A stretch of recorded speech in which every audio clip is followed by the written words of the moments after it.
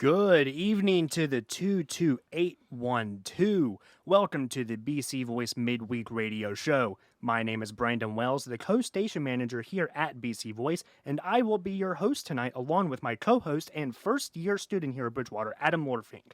Sit tight, relax, and enjoy the journey with us. As always, we have your weekly dosage of news, sports, entertainment, and more. 4 segments, 15 minutes each for the next hour. With all that being said, let's get this ball rolling. Up first, it's time for some news with Isaac Miller and Cheylynn Grant, who will tell us what's going on in the world halfway through the second week of February. All right, hi, I'm Che. I'm Isaac. So we're going to start off with a story in Bridgewater. A man from Bridgewater was charged with a DUI, and the chase ended at Route 250 in the Route 42 intersection. So according to Augusta County Sheriff's Office, they say that Rodney Faison of Bridgewater failed to stop at a red light and he went through it.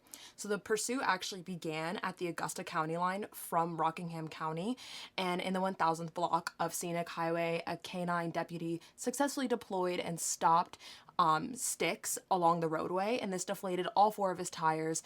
And the Toyota sedan that he kept driving, Faison kept driving, he continued to drive.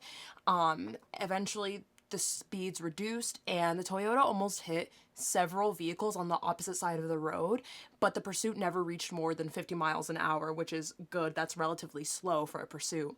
And then law enforcement ended the pursuit by basically making the Toyota hit into a ditch. And once the car was stopped near the intersection in Churchville, Faison remained non-compliant and wouldn't listen to the deputy's commands. The deputies broke a window in the sedan and deployed a canine before taking Faison into custody. At the time of his arrest, Faison was incoherent and he was hospitalized, and Police Chief Simmons said that they were investigating whether or not he may have had a medical emergency. At this time, he's been charged with driving under the influence by Virginia State Police, and additional charges are pending in Bridgewater and Augusta County. And this is just the 1001 first lesson in why you do not drink and drive. I mean, thankfully, nobody got hurt, and it stayed a fairly slow pursuit, but this is something, anytime something like this happens, it can turn deadly, and just got lucky nobody did this time. Yeah, and then next in local news, an activist was arrested over the removal of a slave auction plaque in Charlottesville. So we remember in 2017 how there were protests, and Charlottesville is rather a controversial area for the climate of Civil War history.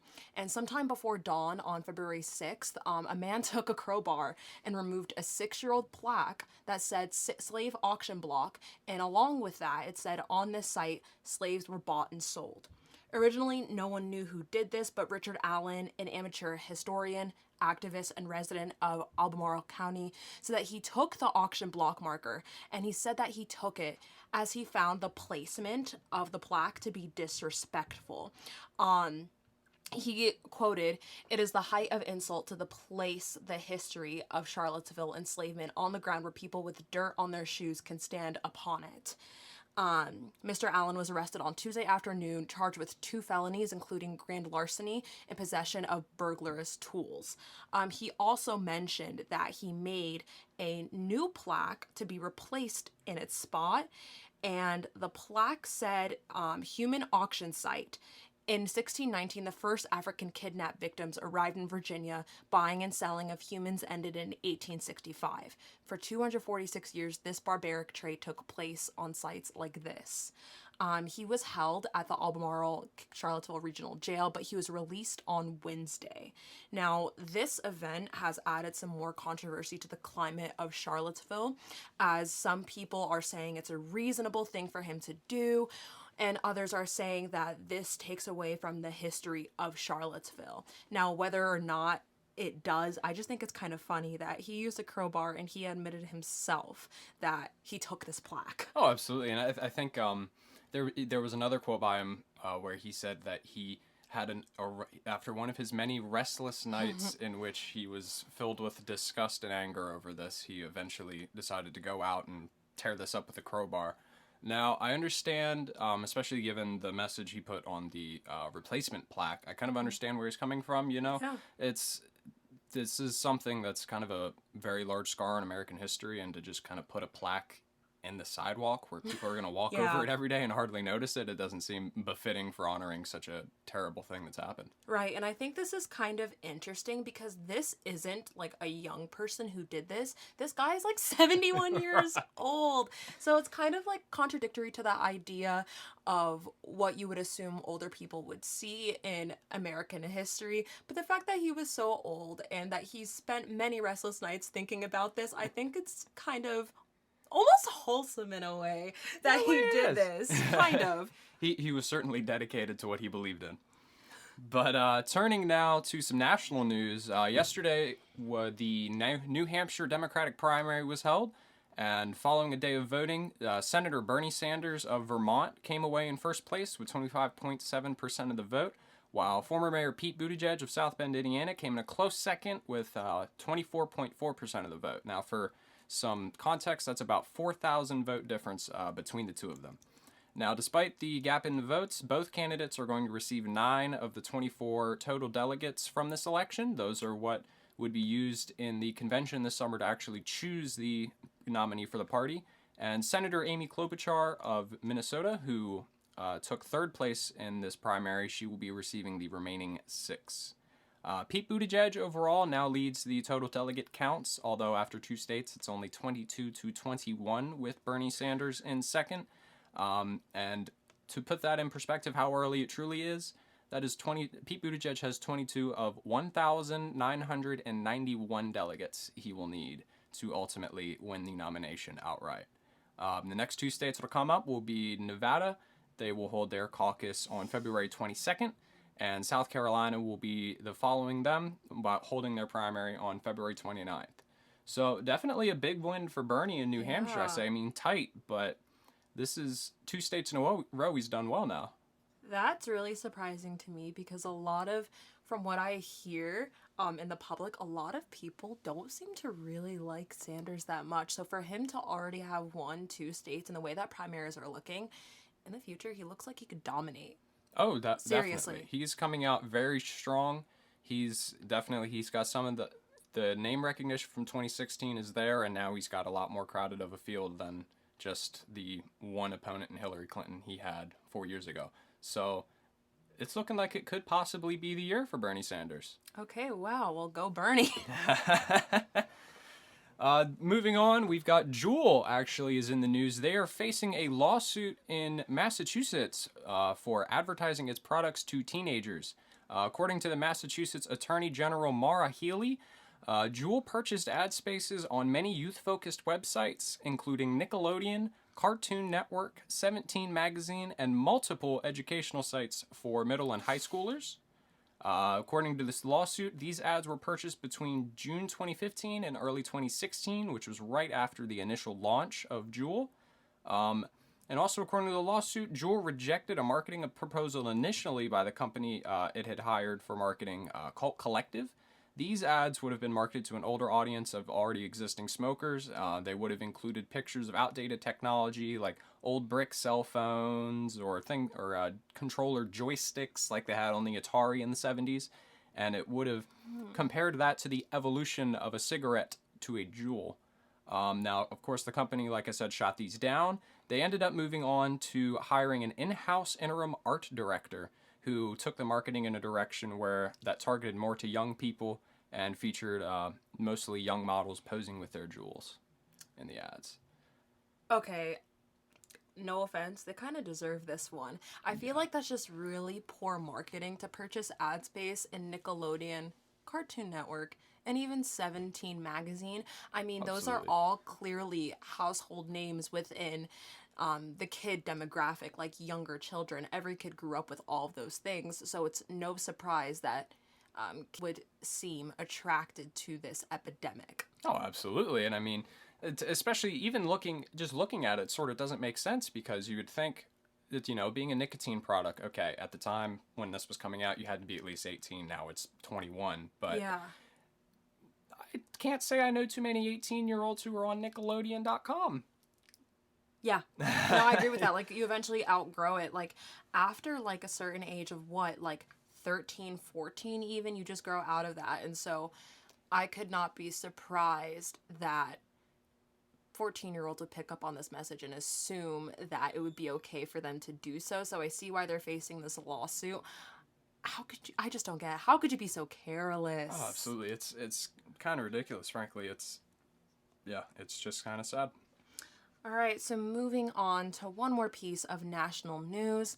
According to the New York Times, there's been a calculation in air pollution's death toll across state lines.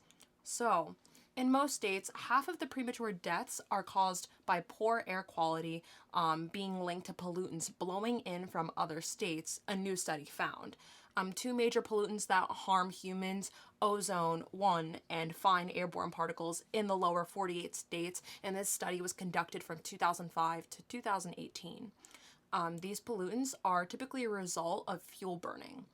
The study also saw that in New York, nearly 2/3 of premature deaths are attributable to pollution from sources in other states. This could also have implications for policymakers as they look for new ways to reduce air pollution, premature mortality, by regulating so-called cross-state emissions. So far, the only emissions that are regulated are electric power generation, but the study looked at 6 sources of pollutants, which include industries like road transportation, aviation, and commercial and residential sources like heating for homes and buildings. According to Dr. I'm probably going to pronounce this incorrectly, Beret of Delft University of Technology in the Netherlands, and others say that the effects of each state on one another have quantified. So they've been able to see that the majority of the pollution causing early deaths occur in early states where the northern plains and upper Midwest basically produce pollutants, and by eastward winds that prevail, they blow to other states, such as New York, as I mentioned. But within their analysis, there is some good news that there's been a decline in cross-state deaths linked to electricity generation since 2005, which shows that regulations like the EPA's cross-state air pollution rule are working. One factor that they did not take into account, which is very common in America, especially in one of the biggest states of America, is air pollution from wildfires, which produces an insane amount of carbon dioxide, and those probably have the potential to blow into other states as well. Oh, certainly. Yeah, I mean, this study it goes to show how united we have to be if we really want to take on climate change as a country and as a world. Because, I mean, this study doesn't look at it, but this applies across country boundaries, too. Like, if you look at the nations of Europe, for example, they're spaced similarly to how states are in the U.S., and they're going to have to deal with these same problems. Yeah. So I think going forward, it's just a matter of more and more every day, we are understanding how great the scope of climate change is. And so I think this just is more fuel to the fire of we need to do something about this and take care of it before it gets too bad. Yeah, and it's always interesting because a lot of people see the issue of climate change as whether it's an immediate issue for them or not, whether it's directing them effectively, but they don't even know it's affecting them indirectly because, like this said, there's cross-state air pollution, which is something that I personally have never really thought about. Right. Like, think of like places that have heavy coal production or mining or oil rigging and the amount of pollution that produces into the atmosphere. And then I didn't even thinking about how windy the northern plains were. Like in Wisconsin and Montana, it's extremely windy, and so things like that have the potential to damage health and pollution in other places, which blows my mind. Oh, absolutely. Yeah, it's just, and it's interesting to see too how kind of concentrated these effects are, because if you look, obviously on the radio you can't see the map, but the West Coast is largely states that are not affected by out-of-state quite as much. And a lot of that is largely thanks to the Rocky Mountains and the way it's laid out. But unfortunately, that makes it worse again on the East Coast, because then you have all the east winds coming off the plains. And the area in the northern Great Plains, there's a lot of oil production in that region. Yeah. And so it makes it tough for especially citizens of New York, but around the Northeast in general, just to have to cope with not only what we're producing on our own, but also what we'll get from other states in the country. Yeah, I have no idea how the EPA is going to regulate this one. I mean, it's air, it's space. I mean, I don't know how you would be able to control that. Like, it's inevitable that any source of, I guess, something else that isn't oxygen is going to flow into somewhere else and damage it. I don't know how they're going to regulate that. that's going to be interesting upcoming in 2020, in my opinion. Oh, absolutely. And something the study actually mentioned too that was really interesting that is related to what you said is that they noticed whenever they were doing this study, the emissions from power plants and transportation had come down, but now the largest producers were actually commercial and just residential homes and businesses, just on their own. So you guys, listen to Twitter. It's not you, it's them. All right, guys. Well, that's it from us. I'm Cheylynn. And I'm Isaac. That was Isaac Miller and Cheylynn Grant with all your local and national news here at the Midweek. The Democratic primary, rising air pollution, and the hotly debated topic of nicotine advertisements being directed towards youth continue to circulate. Just a quick reminder, you are listening to the BC Voice Midweek Radio Show here on bcvoice.org. Next up, we have sports with Dean Barker, Christian Sherman, and Zach Rogers, discussing sports here at Bridgewater College, along with national organizations like the NFL, the NBA, MLB, and the brand new XFL. Take it away, fellas. Good evening, and welcome to your BC Sports Talk for the week. I'm Dean Barker. I'm Zach. I'm Christian. And so, yeah, we're going to get right into it. So, starting off, we're going to talk about our Bridgewater swimming team's seasons came to an end this weekend. The girls finished 4th out of 14 at the ODAC Championships. The guys got 8 out of 11. We had a few swimmers. They set, what is it? I think, senior Olivia Heeb-Wade for the girls earned the Bonnie Kester Sportsmanship Award and got an all ODAC recognition to end her career. So Nice. Congratulations to her. Yep, congrats. What is it? For the guys, Dylan Shannon, who was a senior, set a school record in the 200 backstroke at 2 minutes, 16 seconds and 0.33 seconds in his final meet. So congratulations to him on finishing his career off strong. The guys actually finished in 8th by 1 point. Well, they didn't have as many swimmers as the girls. Yeah, so this is only, I think, their 3rd year as having a swimming program. Yeah, so I mean, considering all the circumstances, they did pretty well, like both ends for the guys and girls. Yeah, I mean, it's remarkable how far they've come. I remember when I was first coming here, I actually got offered to swim here, and I'm not even a swimmer. So like that shows you what they're working with. Yeah. So yeah. All right, and as far as other Bridgewater sports, we're going to talk about basketball.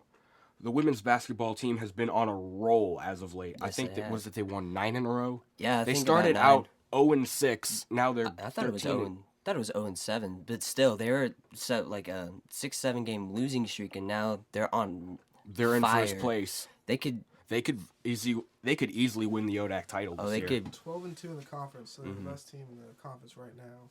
Yeah, currently they're taking on Shenandoah. That's actually a home game. In the first quarter with 2:40 left, they're actually down 15-7. Dang. So Well, that would be a big upset. well, hopefully they can get up by the second. Well, yeah, by the second half.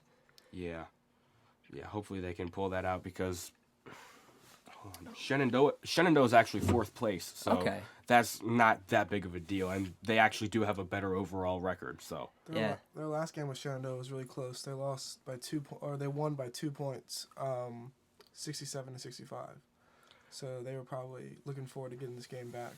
yeah, this is gonna be a big one. Yeah, and then for the guys, for men's basketball, lately they were on like a 6-7 game losing streak. Yeah, but they were on I think it was the longest losing streak in I Yeah. don't know how many. I think it was since 2017. Yes, but on Saturday, huge win. They was- got 109. That was their largest scoring total since 2008 when they scored 129, also against Emory and Henry. That's insane. It's a lot of points for a college game. Yeah, So yeah, and another thing, they lost earlier in the week, but they were playing Randolph-Macon, who's number 3 in the country, and they only lost by 14. And right now, they're actually with 13:25 left in the first half.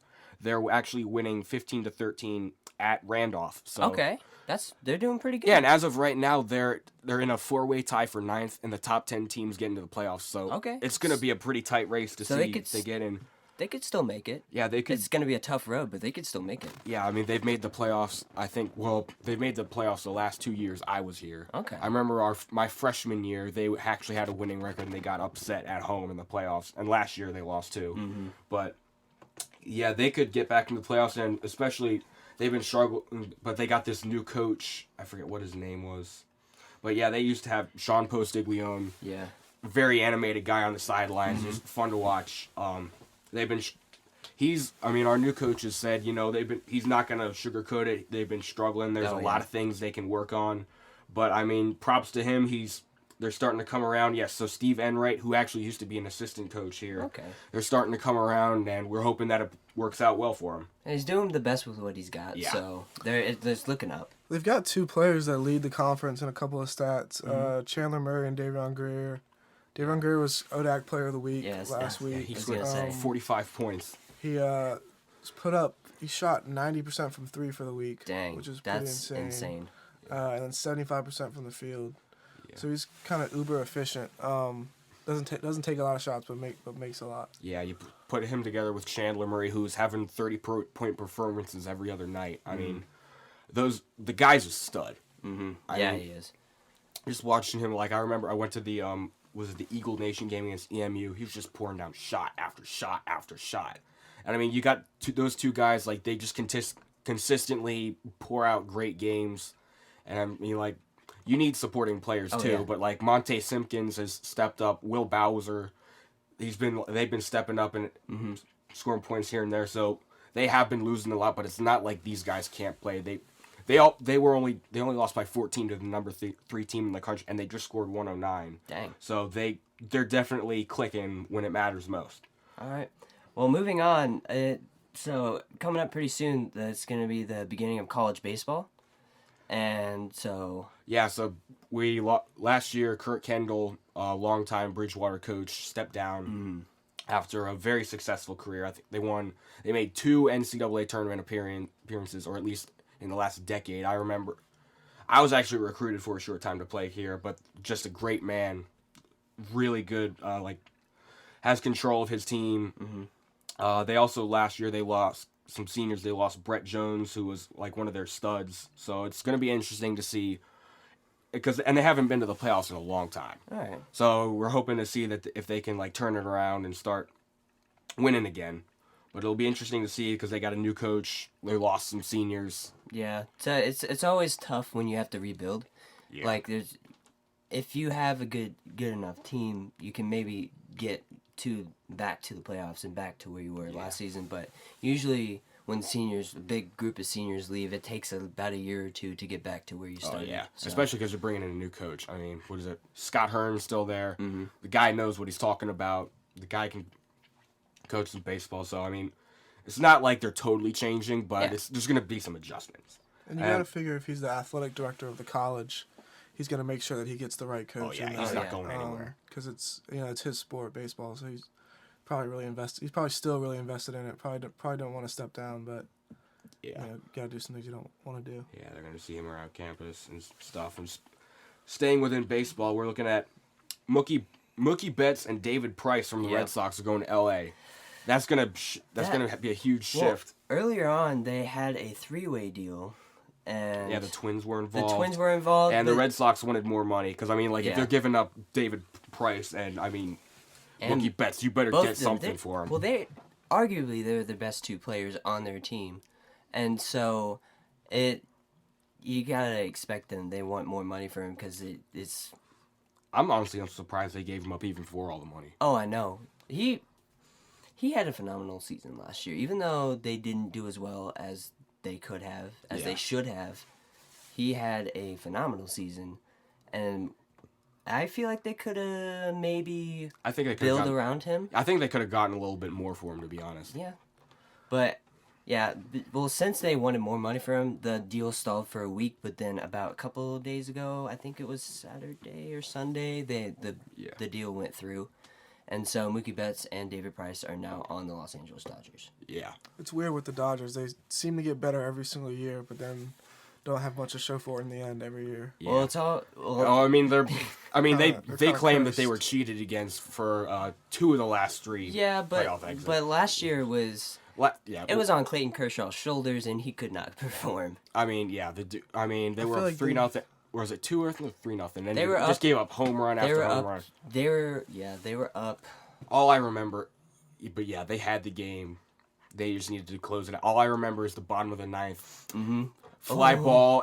Everybody got out of the dugout, and then they just caught it. And, well, I also remember when they went into extra innings and the grand slam, sending the Nationals to the NLCS. Yes. So. And speaking of the Nationals, we're spring training starting this week, and we want to talk about like our little early preview.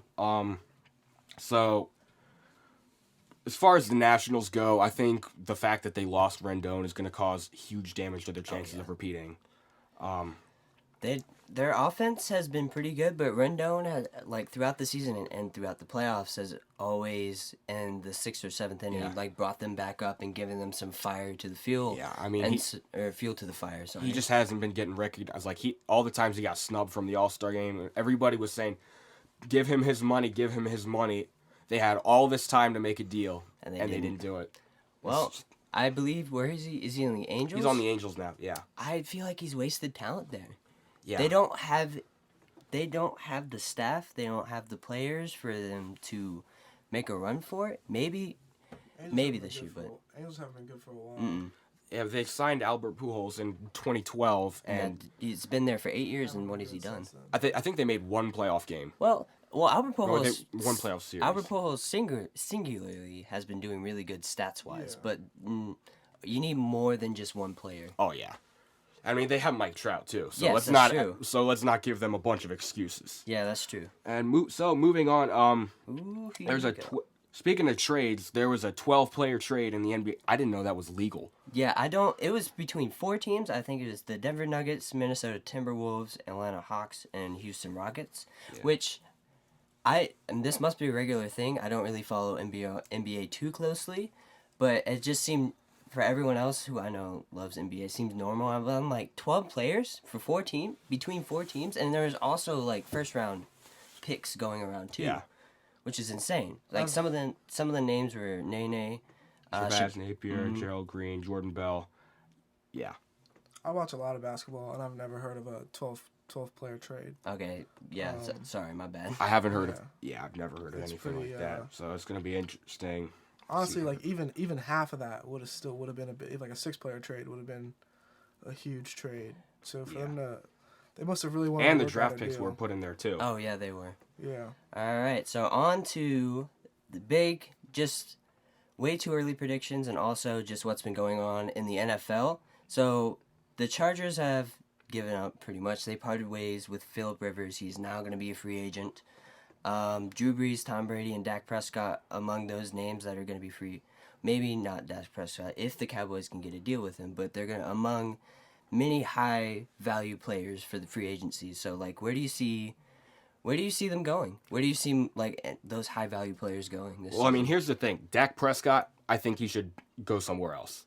He's not winning with Jerry Jones running the show. Yeah. I mean, well, they're bringing in a new coach. They got Mike McCarthy. Yeah, but I honestly don't know. I think. Well, if the Cowboys were smart, they would sign Dak Prescott, because if you still have Dak Prescott and you still have Ezekiel Elliott and you still have Amari Cooper, you still have all those that talent. Oh yeah. If you can just develop that talent. I think develop, but for his good, I would look into seeing where else he can go. Because I mean, I think if Tom Brady, I would be shocked if Tom Brady went somewhere else. But if shocked, I think he's going to go somewhere else. All the signs are pointing to it. I understand. I just don't understand why. I mean, he's played his whole career in New England. It would be really weird to see him anywhere. It would. I mean, I would be happy. I say just finish your career out in New England. I mean, that's where you're going to be remembered. That's probably the smartest thing. But he's leaving one because all of the coaching staff pretty much left for head coaching jobs and other coaching jobs elsewhere. And also, he doesn't have many weapons. They haven't been getting him the weapons he needs. Right. And it's funny because they had chances last year to get weapons, and they didn't use them. Like, they had Antonio Brown briefly on the team, who, I don't know, I would have found a way to keep him. They had Josh Gordon on the team, and they got rid of him. Yeah, I think Brown, Gordon, I think those are just those are just huge warning signs, red flags. I would not have brought them in, honestly. Well, we're running out of time, but before we end, I kind of want to see way too early predictions. Who do you see? Who's making the Super Bowl? Who's going to be the top teams? Who's going to be a top player next year? I think the Chiefs are going to be competitive. Yeah, I don't see them slowing down at all. Yeah, I just don't think they're going to make it back. I think, the Titans have been on the rise. They have been. They need to. If they can make like one or two moves, I think they're coming out of the East. Yeah. People have been saying the Ravens too. They just need to. They can't rely on the run. Lamar Jackson needs to amp up his passing game too. So. Yeah, I think the 49ers. They're still pretty good. Yeah. Jimmy G needs some more work on passing game. I think the safest bet might be the 49ers, but I don't know. They seem to be lacking in some problematic areas. Well, I think we're out of time, but thanks for listening, y'all. Thanks for tuning in. I'm Dean. I'm Zach. I'm Christian. And we will see you next week. Quick shout out to Zach for adopting my podcast segment from Beyond the Blitz. Quite funny, quite funny. That was Dean Barker, Zachary Rogers, and Christian Sherman with your midweek Eagle update, along with all the important national headliners around the sporting world. Additional shout-outs to this week's Elite Eagles from Bridgewater Athletics, Ryan Cunningham and Diamond Husty for their outstanding performances this week, along with ODAC Athletes of the Week, English Jackson and Devontae Womack. Just another quick reminder that you are listening to the BC Voice Midweek Radio Show here on bcvoice.org. Up next is Ayinde Roberts and Hannah Huniicutt with entertainment here in Bridgewater, along with the box office scandal, gaming news, and the Academy Awards from this previous Sunday. Take it away, fellas.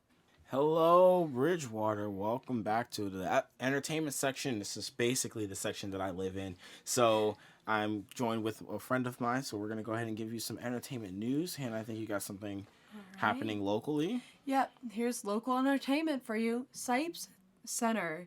Just Mercy is playing on Thursdays, Fridays, Saturdays, and Sundays. On Thursdays it's 6:30 to 9 p.m.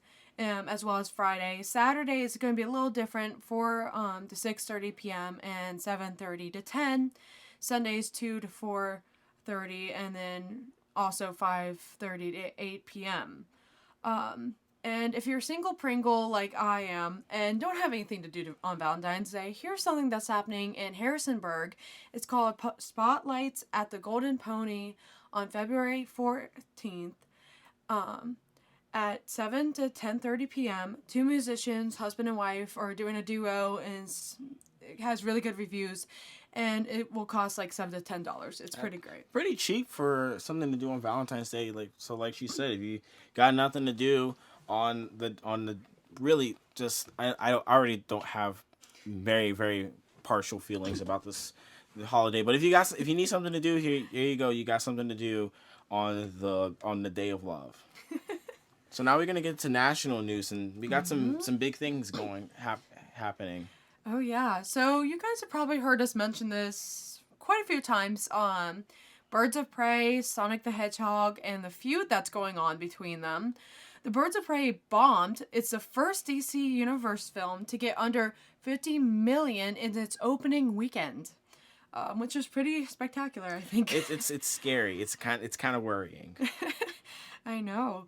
And fans seem to come after a new release of Sonic the Hedgehog, claiming that the film is unsafe for families. When the film's press screening began, instead pushing people to see Birds of Prey. How do you feel about this? Listen, I saw this on Twitter, and I can just say without a shadow of a doubt, like it feels like people are mad because Birds of Prey made so little, and Sonic the Hedgehog's looking like it's about to make a lot. And it's really childish. I don't like it, and there's so many other things to worry about, and I don't think this is one of them. No. And so, moving on, hey Hannah, let me ask you a question. Okay. How are you with fighting games or just video games in general? I used to play DS. My family wasn't too big on having me do video games, but I definitely want to learn some. Well, there has been some big video game news. For those who are unaware, EVO, which is the big fighting game tournament that's every summer, released their 9-game lineup for the next tournament, which will be in August. It's been very controversial because this will be the first time since 2011 that a NetherRealm Studios game has not had representation. So that's any game with Injustice or the more popular one, Mortal Kombat 11, not getting a spot. 8 other fighting games will be represented. Super Smash Bros. Ultimate, Soul Calibur 6, a new game called Grand Blue Fantasy Versus, Dragon Ball Fighters, Street Fighter. We have Samurai Showdown.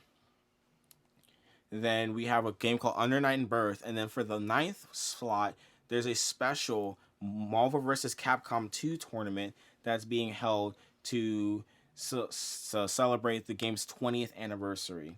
So it'll be 8 fighters from Evo past who have won tournaments in MVC2 that's going to participate in this 8-player tournament. I think it's really cool to celebrate the game. And the game's been out for a while, so. Yeah, no, I've definitely heard of Mortal Kombat. I've actually heard from a couple of them. I've heard about those, so I was like, okay, definitely should probably pick up a controller sometime. Right. And I'm only sad because I was actually thinking about competing in Evo this year if they were going to have Mortal Kombat, but now they're not. So I don't have much of any drive to sort of play it now. Okay, this is the one I think I want to spend a lot of time on because there's a lot to talk about, and that is the Academy Awards were on Sunday, and wow. It was a shocking night. I don't know how else to describe it. It was a shocking night. If you guys are more interested in a very, very deep dive as to every single nominee, look out for my new episode of Cinema Talk, which will be out on Sunday. Just quick plug. No reason. Just go ahead and check it out. We cover all of the winners, myself and some of my other friends. But one of the big things was that, obviously, we got to talk about the Best Picture winner, which was Parasite, was the first foreign language film to ever win Best Picture. And it won 4 out of its 10 nominations, including Best Director, Best Original Screenplay, and obviously Best Foreign Language Film. This was a shock, I think, to a lot of people. Nobody really thought it was going to win Best Picture, even though it rightfully deserves it. I think a lot of people pegged 1917 to win, but I think congratulations to the production crew and the cast and everybody that worked on it. I think it was just weird. It was a weird year. No, I definitely get that. I actually did not hear about Parasites until the movie until after, and I was like, oh my gosh, I actually really want to go see this movie because I've heard so many great reviews, and yeah, I'm actually really excited that foreign films are getting involved in our culture. I think it's very interesting, and it's good that we get that exposure. So I'm really excited about that. Yeah, a lot of films got a lot of recognition, and one that surprisingly didn't get as much recognition in the winning category, but got a lot of recognition in the nominations is a film that I'm personally very much attached to, very much a fan of, and that's Joker. Went into the Academy Awards with the most nominations of any other film in the night, with 11 nominations, and only won 2. It won Best Original Score, which rightfully deserved, and Joaquin Phoenix won for Best Actor portraying Arthur Fleck. And I think out of all of the awards last night or Sunday night, regardless of how you feel about any of these movies, this is the one award where everyone was like, no, this one makes sense. I think this is the one. This was not the odds-on favorite. The odds-on favorite was for Parasite to win foreign language film, which was like the unanimous winner. Like everybody had bets on that, so nobody really made money on it. Because I just found out that they do Oscar bets, which is weird. Like, okay, which one bets? How many people bet on this film winning this? But so yeah, Joaquin Phoenix was even the odds-on favorite, but he was the second odds-on favorite to win in his category, to win. So congratulations to Joker. I think it sort of changes what we hear, what we see rather in these award ceremonies. Like, we're starting to see a resurgence in superhero and comic book films in much more prestigious environments, and I think that's really good for the culture. I think it's good for the industry as a whole. It shows that, hey, you know what? Not Academy, the awards aren't just for movies that people have never seen. Like Joker just made $1 billion. Like, we all know, we all have seen these movies. And then I just wanted to sort of gloss over a couple of surprise snubs from last night. I think there's been a lot of people who have been complaining about the Academy not really recognizing films where they should have. And I have a couple that I personally am very upset that these people or these films did not get any recognition. First off, I gotta say, shouts out to my man Adam Sandler. Dude, like I've harped on this guy a lot, but he should definitely have been nominated for Best Actor for Uncut Gems. And then we have J-Lo, should have been either Best Actress or Best Supporting Actress. She totally should have gotten a nomination for Hustlers. I'm not even the biggest fan of that movie. I think the movie's fine, but man, she commanded every single scene that she's in, and I think we've talked about this before on another radio show, which if you want to listen to any of the other radio shows, they're all on the BC Voice website. Plug. And finally, I think this is the one I feel the strongest about. Best Original Score. No love to Avengers Endgame. Like, absolutely no love. I watched that movie and I was in tears every time I watched that movie. It was just so sad. Like, I was like, when I saw the nominations come out and I saw the nominees for Best Original Score, my first thought was, okay, so these are just all of the Best Picture nominees and you're just going to give it to one of them, when it really, there's a film that definitely has a score that everybody has been raving about. Not just fans, but like critics alike have been raving about the score and how great the score was. And yet, because it's a comic book movie, you're not going to give it the recognition that it deserves. Once again, showing the Academy's prejudice, quote unquote, against superhero movies and comic book movies. But then again, Joker won, so I mean that's sort of like our consolation prize. Which I'm sure, Jan. Like, all right. Also, another one that I think was really interesting. If you look at the Best Animated Feature category, the nominees were How to Train Your Dragon 3, Toy Story 4. It was Klaus, the Santa Claus movie from Netflix, Missing Link, and then there was another movie that I don't remember the name of. But the big thing is that it's not Frozen. There was no Frozen 2. Oh, really? Yeah, there was no Frozen 2 nominated. And Frozen 2 walked away with nothing. It got its nomination for Best Original Song for Into the Unknown, because that's I dare you to try and get that song out of your head. You can't. But yeah, Frozen 2 wasn't nominated, and it's really weird because Frozen was nominated for when it came out, and I think it won. I think I remember hearing that. I wouldn't be surprised if it was. Yeah, it was just weird. And we talk on the podcast that we did on the Oscars, which again you can check out on Sunday. Wink, wink. That we talked about how the Academy has always had this prejudice. It feels like the Academy has this sort of, again, prejudice, quote unquote, against Netflix and sort of the Netflix movies, because one of the most popular films on Netflix, The Irishman, walked away with no awards, even though it was nominated for 10. It had the second highest awards. It was tied for second, actually, for second most award nominations in the night, and it walked away with nothing. Marriage Story, once again, I think it walked away with 10 as well, with 10 nominations, and it got one award in Best Supporting Actress. Nominated for a lot, but got almost nothing. And then Klaus, which is the big one that people have had reservations on.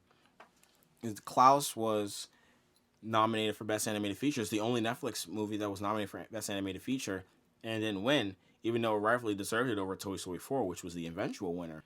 I think that the Academy is just like looking down on Netflix as sort of it's not traditional cinema. Yeah, no, I definitely understand that. I personally don't have Netflix, so I can't really comment too much on that area. But no, I definitely understand with Avengers Endgame, and really excited about Joker. Although I haven't seen it, I've heard amazing reviews about it, and I'm just not surprised. You should watch it. You should really watch it. I implore everybody to watch it. I don't even care if you don't like Batman. You should watch it. I never said I didn't like Batman. I'm just saying if you don't. I'm just saying if people. I know people who said that they don't, and I'm just like, you don't need to know Batman. You don't need to watch Batman. You don't need to know anything about The Dark Knight to appreciate the themes and stuff in Joker, which I think, again, shows sort of a shift in the Academy. So kudos to them. And unfortunately for us, we just ran out of time. So thank you guys so much for listening to our little ramblings about entertainment. All right, my name's Ayinde. My name's Hannah. As they just stated, that was Ayinde Roberts and Hannah Huniicutt with the updates on the entertainment industry along with the 92nd Annual Academy Awards. You know, I personally enjoyed Birds of Prey. I just wish it was marketed a little bit differently. If you've seen the movie, you probably know what I mean. If not, well, okay. Be sure to tune in to Ayinde's new podcast, Cinema Talk, on bcvoice.org or the BC Voice YouTube page for more on film. Another quick reminder that you are listening to the BC Voice Midweek Radio Show here on bcvoice.org. Last but certainly not least, our bi-weekly segment, Squawk Talk, with Justin Roberts and Morgan Pangle on some very unique Guinness Book of World Records. Take it away, fellas. What's up, guys? This is Justin Rogers, and we have a special guest on Squawk Talk. Usually we have Holden Andrews, me and Holden. You know, we got Squawk Talk down, but he's got something going on. So I got my roommate and best friend, Morgan Pangle, as a guest here on Squawk Talk. Yeah, what's going on, guys? I'm the backup plan, Justin's backup plan roommate. We decided to put it together. We're going to put it together like the weather tonight and go over some world records. Here we go. Again, this is a show that is just two crazy and wacky guys going over some crazy and wacky stuff. And speaking of crazy and wacky stuff, we got some kind of weird but really cool world records we're going to talk about. So we're going to go with the first one. All right, tallest man. And I know we got a pretty tall man in here with Morgan. How tall are you, Morgan? 6'4", we'll say. 6'4". All right, let's see if this guy even comes close to you. So this is Sultan Kozan, who comes in at 8 feet and 2.8 inches. That's pretty intense. He's slightly taller than I am. Just slightly. I think I could catch him, though, potentially one day. But that man is really tall. I can imagine every time he goes to the grocery store, there are a lot of old ladies wanting him to reach the top shelf. So I feel bad for Sultan sometimes when he's going to the grocery store, but kudos to being the tallest guy in the world. I mean, come on. Think about it when he's walking through the door. You know, sometimes he hits his head, and then sometimes on the exit sign. First man to get picked on street ball, though. Oh, all the time. All the time he's the first man. All right, now we got our next one. This one comes from the Guinness website. So the largest human mattress domino. So basically people came together. It was a company that all came together, and basically everyone held onto a mattress and pretty much made it like dominoes. This what occurred on August 6, 2019 in Brazil, and it was obviously 2,019 people in this mattress domino. I mean, if we had enough people here at Bridgewater, we could make this happen. I mean, including the professors. I mean, come on, we could get it done. Definitely could. I don't know where we get that many mattresses, but we probably have to empty out Dillon, Wakeman, Wright, and the other buildings just to get that many. 2019 people in the year 2019, that's really creative. I like to see that. Just can't imagine how comfortable it would be going down, though. I'm sure you land on the mattress, but how comfortable those mattresses? Are we talking tempura sleep? Are we talking some of those ones that adjust to your temperature? Are we talking the ones that the ones you get at camp? You know. Well, I mean, there's a 2019 mattresses we're talking about, so I'm guessing they would be pretty cheap, though. I would have to think, but. All right, well, we're just going to go on to our next one. How about the longest human tunnel traveled through by a skateboarding dog? Now, if you could think of what this number would be before you knew, what would you think the number would be? I didn't think dogs could skateboard, so I would say like 3. And guess what the number is? Times that by 10, and you get 30. 30 people. Look, man, Otto the Bulldog. Fantastic dog that you can just skateboard in general. And then through 30 people, this is fantastic. I mean, does Otto have some merchandise for like a website? I'm really trying to support this guy. I mean, he is potentially the most amazing athlete the world has ever seen. I mean, you guys know about Tony Stark, of course, and he set some records, whatnot, but Otto obviously is the new wave in terms of skating, and yes, looking forward to supporting him as he continues his journey into skate fandom. And now we go into the oldest professional club DJ. How old do you think it would be before we reveal to our audience? You know, I'm going to have to say, I think 65. I think you can't drop the bass past 65. Past 65? Well, I would say Sumiko Lamaro. I probably butchered that name, but DJ Sumirock of Japan is 83 years old. Morgan, I can see you at like 84, 85 dropping beats. I definitely could. You know, my mixtape is coming out in July 2029. Wait, so I thought it was coming out December 26 in 2025. we had to delay that due to some issues. Now that I know about DJ Sumarock, I got to get her to produce some beats for me. Yeah. But I don't know how you can get your rocker up there and then start to drop some beats. I don't know how you can do that. I don't know when the bass drops, how she handles it. But hey, kudos to her. Hope she can go as long as she can. Hey, speaking of dropping beats, I mean, we got that music production club here on campus with TJ, my man TJ leading. We talked about that about a month ago here on BC Radio on the Midweek Show. But hey, fantastic. Maybe TJ will be lasting, creating some beats until he's like 89 years old. You never know. All right, now we're going into some food right here. And this is a record we were talking about earlier. You think you can beat. Most powdered donuts eaten in 3 minutes. This is a record by Kevin Strahl from the U.S. and May 12th, 2017. The record is 9. Morgan, you think you can beat it in 3 minutes? I think I can. I think 3 minutes is nothing. I think I can have 10 down with 2 minutes to spare. But with all that powder and it takes you to chew a while, I mean, is this going to just give you some stomach aches if you try to eat 10 in 3 minutes? You know, as a camp counselor, we would have scrap competitions to see how much food each kid would have left. And I would, for the kids that didn't eat their food, I'd have to eat that, so our scraps would be low. I'm used to having to eat a lot of food in dire situations. Right here in this situation, I think I take these powdered donuts down. No chance for Kevin L.A. Beast Strahle to keep his record. Okay. A little bit of a competition here, calling him out. Okay. So now we are going to largest collection of interlocking plastic brick sets, which is Legos, in a private collection, which is 3,837 by Frank Sims of Australia in 2017.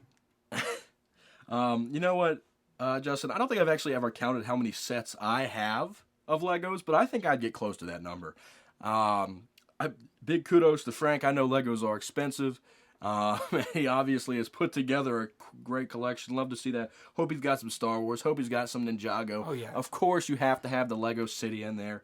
And perhaps that Lego Friends, the off-spin that was made to get more girls in the Legos. I hope he's got some of those, too. You got to have all the types of Legos. He must have some daughters. He's got to. He's got to have some daughters. You got to get that in there. I mean, what? He might have the Lego video games. You got the Lego movie, the Lego Batman movie that came out a couple years ago. Man, he should probably just got everything going on. And now we are going to the largest knitting needle. And that is 14 feet and 6.33 inches. That is a little more than 2 times your height. And the record was broken by Elizabeth Bond in the UK in 2017. You know, not much to say about this. I failed home ec in middle school, and I don't know how I would do with a 14-foot needle. Maybe I would have more success, maybe I would have less, but that's very impressive from Elizabeth Bond. This is just one of those records you just take a look at and you say, Elizabeth, congratulations, but I don't know what else to say about it. Now we're going to, again, some of the largest things. The largest pizza ever. 13,580.28 square feet. And this was by David Nardi in Italy in 2012. What are your comments on this?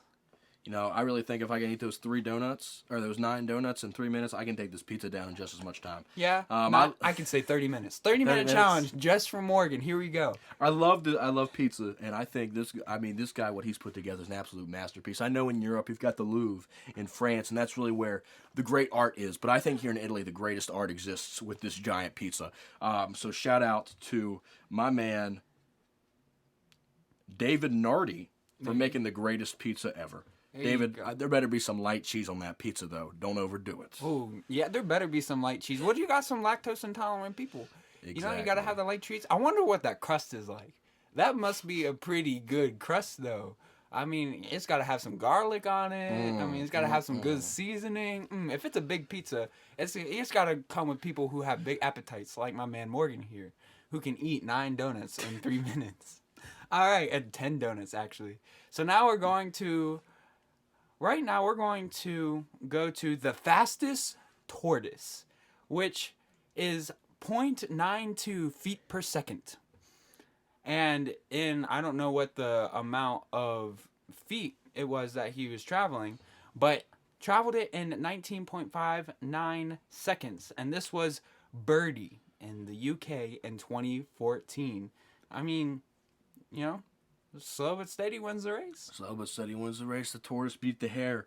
And I think if Birdie and the hare went head-to-head, the hare wouldn't even had to rest. Birdie would have beat it immediately. This is one fast turtle. I know you guys have seen the movie Turbo. That's a fast snail. Well, this is a fat turtle.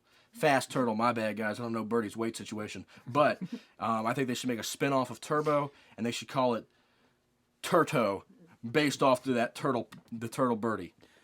There we go. I mean, Ayinde talked about the Oscars? Oscar-winning nomination right there.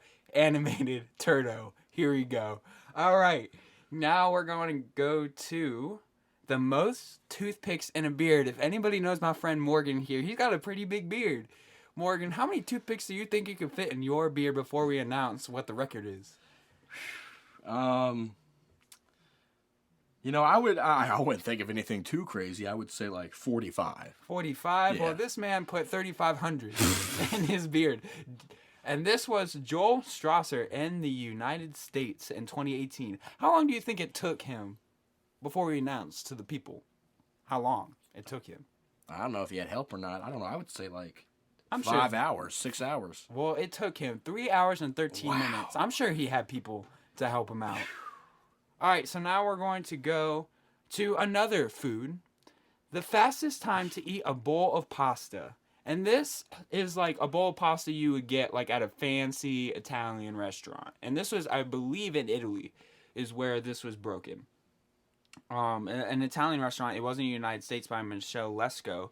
In 2017, around 27 seconds. Morgan, is this something that's like a feat that is nobody else can accomplish?